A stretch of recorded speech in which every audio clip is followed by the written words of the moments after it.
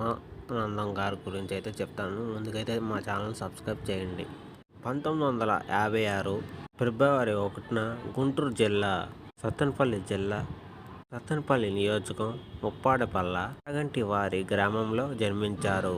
గంట నాగాచారి లక్ష్మి దంపతులకు పుట్టారు బ్రహ్మానందం గారు. 7వ సంతానం బ్రహ్మానందం గారు. బ్రహ్మానందం నాన్నగారు అప్పుడప్పుడు నాటకాలు వేస్తూ ఉండేవాడంట.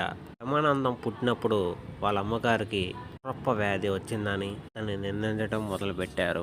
బ్రహ్మానందం అదృష్టం వల్ల వాళ్ళ అమ్మ గొర్రెప్ప వ్యాధి నుంచి బయటపడ్డారు.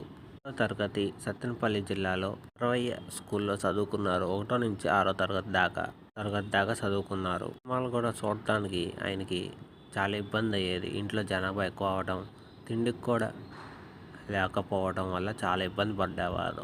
5th క్లాస్లో ఫస్ట్ క్లాస్తో పాస్ అయ్యాడు బ్రహ్మానందం గారు. ఆర్థిక పరిస్థితి వల్ల నాన్నగారు స్నేహితులతో ఉన్న ఆంజనేయులు గారు సహాయంతో భీమవరంలో డిఎన్ఆర్ కాలేజీలో చేరి డిగ్రీ, ఇంటర్ పూర్తి చేశారు. కొంతమంది సాయంతో గుంటూరు పీసీ సెంటర్లో తెలుగు సాహిత్యంలో ఎంబీఏ చేశారు.